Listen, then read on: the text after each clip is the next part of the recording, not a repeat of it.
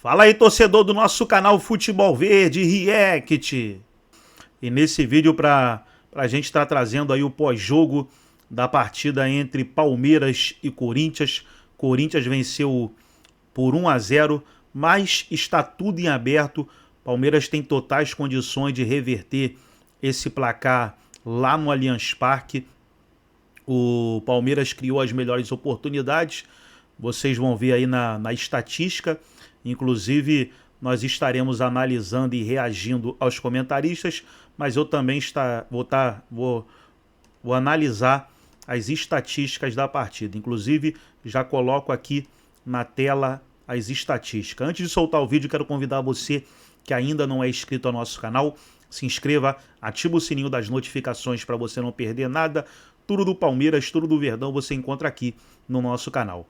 Vamos aí analisar o que os comentaristas falaram e eu vou analisar as estatísticas da... que o Corinthians conquistou hoje.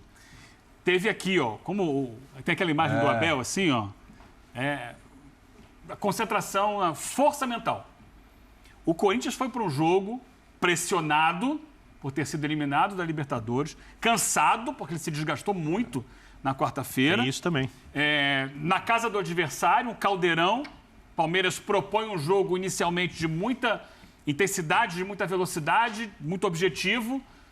E o Corinthians sabe tirar a velocidade do jogo, sabe trabalhar a bola quando ele tinha a posse de bola dela com calma, não fica nervoso, não rifa a bola, vai esfriando o jogo e trazendo o jogo para o que interessava a ele. Claro, sempre há algum risco de alguma jogada ou outra, mas ele consegue ter a tranquilidade e a força mental para conquistar um resultado acima até do que eu imagino fosse o próprio planejamento. Acho que o planejamento era não perder, ou no máximo perder de pouco para decidir em casa. Ele consegue a vitória, acho que vai além do que, inclusive, a torcida do Corinthians esperava para o jogo de hoje. Muito em cima de um equilíbrio emocional que talvez tenha faltado em alguns jogos importantes, quando ele tinha, contra o CV, por exemplo, né? Quando ele tinha, teoricamente, a questão de ser o protagonista do jogo. Além disso, você soma a essa questão uma nova organização tática. O Corinthians normalmente joga com o losango no meio de campo e isso traz consequências sempre defensivas de dificuldade para o Corinthians, porque ele não tem um jogador para fechar o lado do campo. Então, ele tem o Garro com dois atacantes por dentro e ele sempre deixa o lateral adversário livre para subir para o ataque. Hoje, sem o Garro, o que ele fez? Ele abriu o Romero de um lado e abriu o Memphis do outro. Embora o Memphis não fosse exatamente um ponta, mas o posicionamento dele era mais aberto do que o normal, com o Yuri centralizado. Com isso, ele inibe a subida dos laterais do Palmeiras, de um lado ou do outro. Ele protege mais o seu próprio lateral.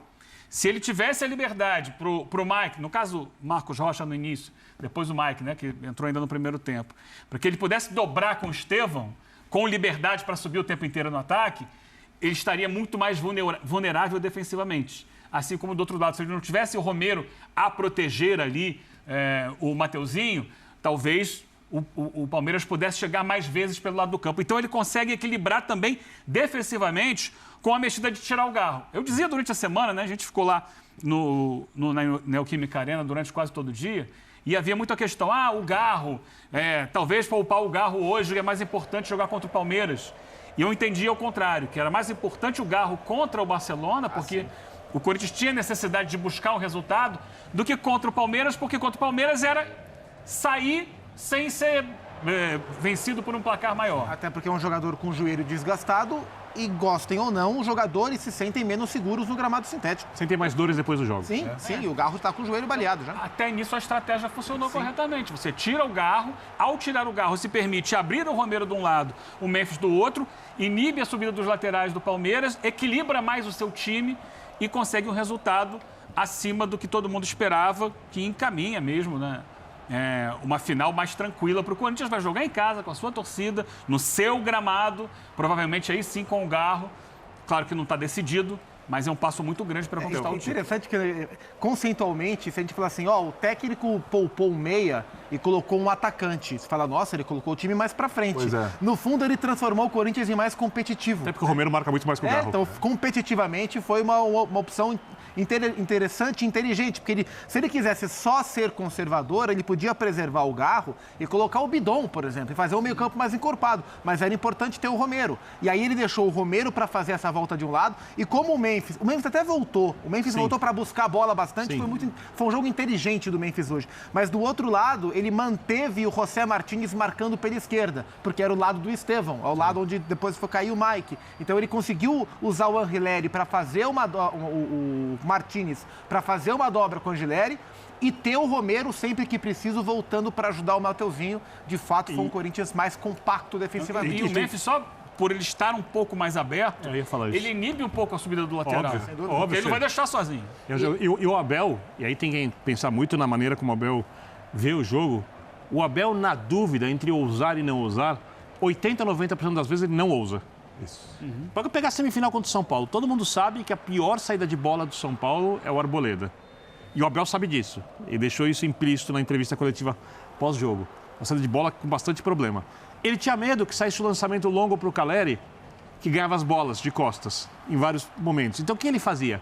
Ele fazia com que os jogadores do São Paulo tocassem a bola para a Arboleda. E, em vez de pressionar na área, ele esperava com os jogadores um pouco à frente da linha do meio de campo, fazendo uma marcação meia pressão, para roubar a bola ali, com medo de que as linhas avançassem muito e ficasse o Caleri num bicão, ali maluco da defesa do São Paulo para frente.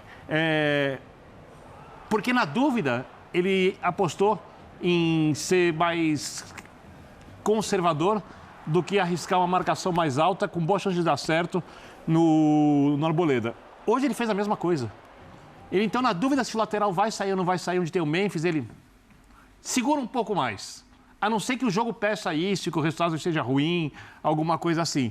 E eu não sei se o Ramon teve essa leitura, porque os treinadores precisam pensar, tentar pensar como os seus colegas pensam. E os seus colegas que estão do outro lado precisam, às vezes, surpreendê-los. O Abel não teve nenhuma surpresa hoje. A surpresa foi exatamente a entrada do Romero, que não é, na verdade, uma coisa tão...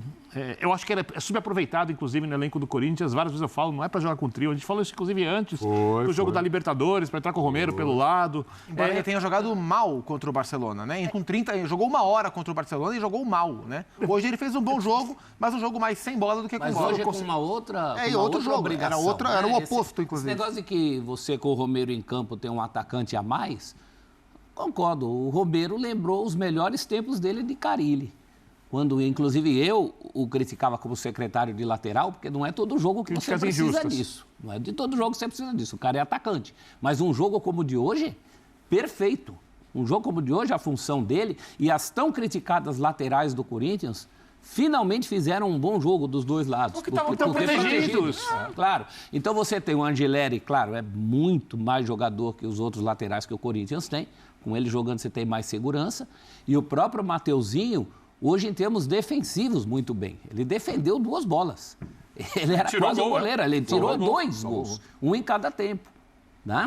Um tirou mesmo, um arremate, e o outro ele intercepta. Professor, um lance muito basicamente, o Ramon fez uma coisa que é contrária àquilo que ele mesmo falou que defende, que tem que ser feito. Ele ficou bravo, que ele arrumava em 20 segundos. É isso, exatamente isso. Hoje, ele priorizou o jogo coletivo ao talento dos 3 jogadores especiais que ele tem na frente. Mas é engraçado. Porque não tinha um deles. É curioso, contra o Barcelona, ele fez a mesma escolha, né? Mas ele transformou o sistema para 3 zagueiros e o time respondeu mal. E a gente até colocou isso aqui depois do jogo de Guayaquil. Qual é a diferença? Por que hoje ele optou por linha de 4 para defender mais e contra o Barcelona por linha de 5 para proteger mais? Porque hoje ele tinha os 2 volantes, hoje ele tinha Raniel e Martins, ele não tinha nenhum dos 2 contra o Barcelona. Então a ideia que ele teve lá e não deu certo... No jogo de ida, né? E ele é responsável por isso, sem os 2 volantes, para fazer o tipo de jogo que ele conseguiu fazer hoje, ele falou, bom, não tenho meus 2 volantes marcadores, vou reforçar a linha defensiva e vou de Bidon e Santana como volantes. O time não respondeu bem. Hoje, com a linha de 4 e os 2 volantes, o time respondeu bem melhor. A aposta errada dele, para mim, lá naquele jogo, é quando ele faz a linha de 5, que eu gosto muito... Ele precisa evitar, de alguma forma, que os jogadores dos lados de campo do adversário cheguem com muita facilidade próximo à área, porque o trio dele de zaga não garante estabilidade nos cruzamentos. Se garantir, você muda o meu discurso. Aí é a diferença, né, o Birner, da linha de 3 para a linha de 5. Uma coisa é você colocar mais um zagueiro e liberar os seus alas. Outra coisa é você colocar mais um zagueiro e segurar os alas. Aí você vai proteger o zagueiro.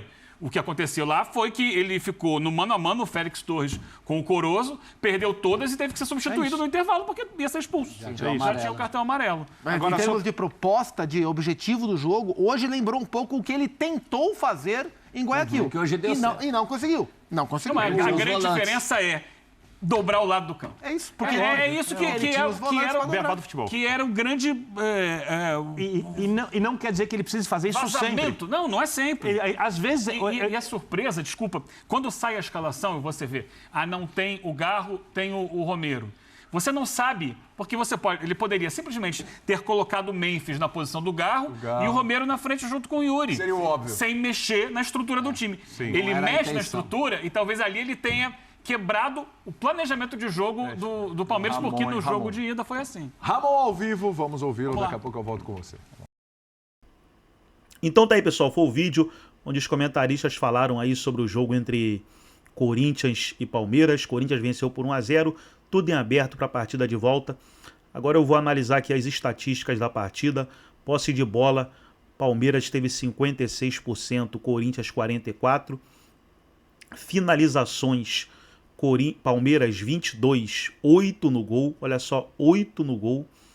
O Corinthians teve 3, 1 no gol, que foi o gol. Olha só. É para dar risada, né? O Corinthians teve 3 finalizações, uma no gol. Uma no gol e foi o gol. Escanteio, Palmeiras 14, Corinthians 3. Cartões amarelos, Palmeiras 1, Corinthians 2. Defesas, Palmeiras 0, Corinthians 7. Gol, Yuri Alberto, 13 do segundo tempo. Apesar do domínio do Palmeiras, o Corinthians foi eficiente e garantiu a vitória com sua única finalização certa. É o futebol, né? Futebol tem dessas coisas. Com uma finalização certa, com um chute no gol, o Corinthians venceu o jogo. Mas o Palmeiras tem totais condições de reverter essa partida, né? A partida vai ser na Neoquímica Arena, tô vendo aqui a data, dia 27. Dia 27 vai cair numa quinta-feira, então tem essa semana livre, que é a semana das eliminatórias, e bastante semana de treino aí até a quinta-feira, no dia 27, para a final. Na quinta-feira e já no sábado, o Palmeiras estreia no Campeonato Brasileiro quando vai enfrentar o Botafogo. Gostou do vídeo? Deixa o like, se inscreva no canal, ativa o sininho das notificações. Forte abraço a todos e até o nosso próximo vídeo aqui no nosso canal do Palmeiras.